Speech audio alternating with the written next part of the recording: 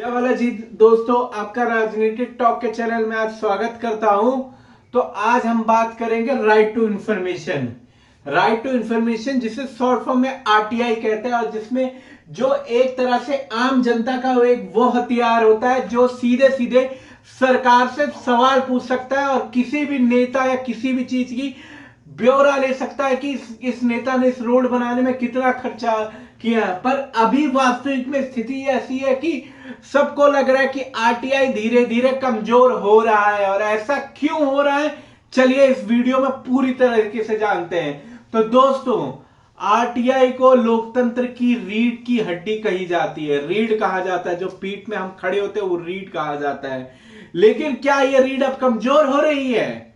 आज हम जानेंगे आरटीआई का पूरा सच। पहले क्या था, अब क्या बदला, और इसका असर आपकी जिंदगी पर क्या पड़ेगा। मोस्टली कॉमन लोगों को नहीं पड़ेगा, पर भैया पड़ेगा सबको। ये मत सोचो कि भैया आरटीआई कुछ भी चेंज करे, हमें क्या लेना देना, हम आरटीआई नहीं डालते। पर इसका असर आप पे पड़ेगा। कॉलेज स्टूडेंट से लेके काम करने वाले व्यक्तियों पे इसका असर पड़ेगा। तो चलिए चलिए सबसे पहले हम जानते हैं ये आरटीआई है क्या। आरटीआई यानी राइट टू इंफॉर्मेशन एक्ट, जो कब पारित किया था? 2005 में पारित हुआ था।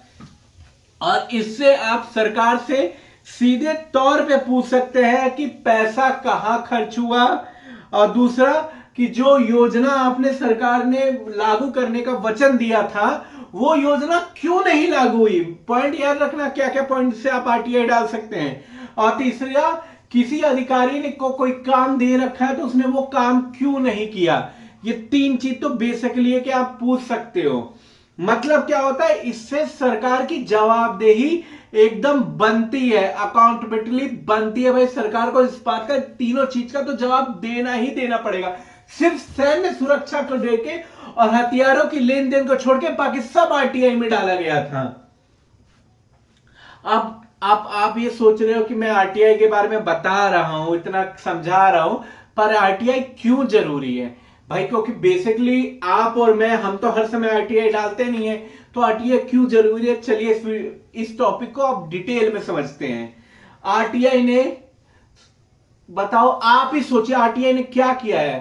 तो दोस्तों, आरटीआई ने कई ऐसे बड़े घोटाले उजागर किए हैं। और सबसे पहला घोटाला तो वही है 2G स्कैम। 2G स्कैम जब हुआ था ना, जब सब कहते थे 2G घोटाला, 2G घोटाला, कि किसने पकड़ा था? कि सरकार, मतलब वर्तमान में जो सरकार थी उसने ही अपना घोटाला उजागर कर दिया। ऐसा तो कोई नहीं करेगा। कोई भी वर्तमान सरकार क्यों चाहेगी कि भैया हमारे घोटाले है? तो आरटीआई के द्वारा ही 2G स्कैम पता चला था।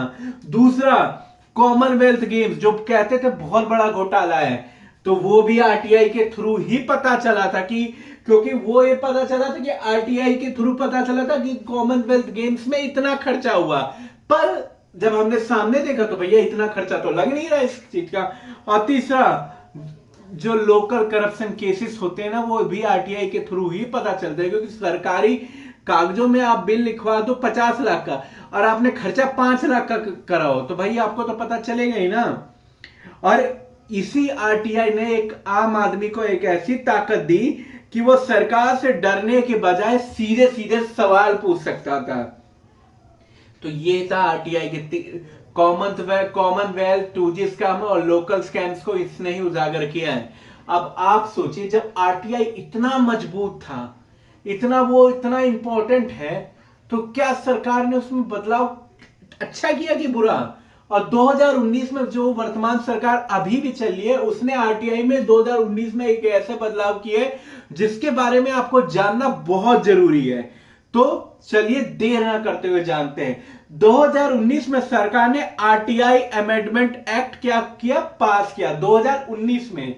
पहले क्या था, पहले उसका जो चीफ इंफॉर्मेशन कमिश्नर होता था, जिसे सीआईसी कहा जाता था, जो बेसिकली सारे इंफॉर्मेशन का डाटा रखता था, जो सरकारी तंत्र में था, उसका टेन्योर कितना साल था? 5 साल तक का माना जाता था।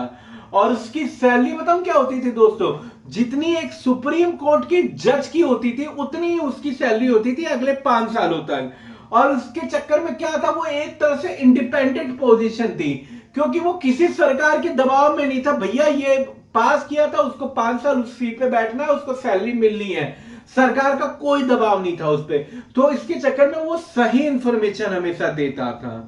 पर अब क्या है, जब 2019 के बाद सरकार ने अमेंडमेंट पास किया तो क्या हुआ, जो उसका टेन्यूर सरकार, टेन्यूर होता है मतलब, टेन्यूर का मतलब होता है उसकी अवधि, वो कितने समय तक काम करेगा वो कौन तय करेगा, उनको सीधे सीधे सरकार तय करेगी। 2019 में सरकार ने ये बदलाव किए, और उसकी जो सैलरी है वो सरकार देगी, डायरेक्टली थ्रू नहीं आएगा। भाई सरकार ने तय कर दिया कि भैया 1 लाख मिल रहा है तो आपको 1 ही लाख मिलेगा, और टेन्यूर उसकी समय अवधि भी सरकार तय करेगी। तो भैया वो तो सीधा सीधा सरकार के दबाव में ही आ गया यार, क्योंकि जब उसकी सैलरी, उसकी अवधि भी वही तय करेगी, उसकी सैलरी भी वही तय करेगी, तो क्या करेगी, इसका सीधा सीधा मतलब है उसकी इंडिपेंडेंट पूरी तरीके से छिन गई, यानी छिन ना गई तो कम हो गई, छिनी नहीं है तो कम तो हो ही गई है भाई, और कम हो भी सकती है। और इससे अब ये सोचिए इससे क्या खतरा है, क्योंकि अगर अधिकारी की सैलरी और जॉब क्या होता है, वो अगर सरकार के हाथ में आ जाए कि उसकी सैलरी और जॉब सरकार तय करे, तो क्या वो सरकार के खिलाफ कोई सख्त मतलब करेगा? मान लो कोई ईमानदार होगा तो वो कर लेगा, पर भैया अगर वो सरकार के अंडर में ही रह के काम कर रहा है, आप अपने बॉस प्राइवेट कंपनी में काम कर रहे हो, आपको भी पता है कि बॉस कभी कभार कुछ गलत करता है, पर आप क्या कर सकते हो कि बॉस सैलरी देता है, तो वो क्या सरकार के अंडर में काम कर रहा है, तो क्या वो सरकार के खिलाफ फैसला लेगा? सरकार के खिलाफ फैसला लेकर वो बिल हमें आम जनता को पहुंचाएगा? जी नहीं पहुंचाएगा। और इसके जो एक्सपर्ट होते हैं ना, उनका भी यही मानना है कि ट्रांसपेरेंसी इससे बहुत कम हो जाएगी, ट्रांसपेरेंसी कम हो सकती है, और आरटीआई की ताकत भी इससे घट सकती है, और जो अकाउंटेबिलिटी होती है ना वो तो कमजोर हो ही जाएगी। और ग्राउंड रियलिटी में भी यही चीज साबित होती है कि इसकी वजह से आज तक 2019 के बाद से लेके आज तक आरटीआई लगाने पर डीले क्या हो रहा है, बढ़ रहा है, उसकी डीले होती जा रही है, और कई बार कुछ इंफॉर्मेशन हमें नहीं मिल रही है, और जो अपील प्रोसेस होती है वो लंबी हो गई है, जो अपील प्रोसेस होती है जो पहले सिंपल था वो और लंबा हो गया है। आम आदमी के लिए आरटीआई यूज करना मुश्किल हो रहा है अभी करंट सिचुएशन में। तो इसका एक तरह से मान लेना सरकार को यही करना चाहिए, क्योंकि आरटीआई सिर्फ एक ऐसा कानून नहीं है, क्योंकि ये आपकी ताकत है, और आपको उसके खिलाफ सरकार से बोलना चाहिए कि भैया आरटीआई राइट टू इंफॉर्मेशन को बिल्कुल फ्री रखिए, क्योंकि अगर ये कमजोर होगी ना तो लोकतंत्र भी कमजोर होगा, हमारा डेमोक्रेसी भी कमजोर होगा। अब फैसला आपका है, आरटीआई मजबूत हो रही है या कमजोर, और ये चीज आप कमेंट में मुझे जरूर बताइएगा।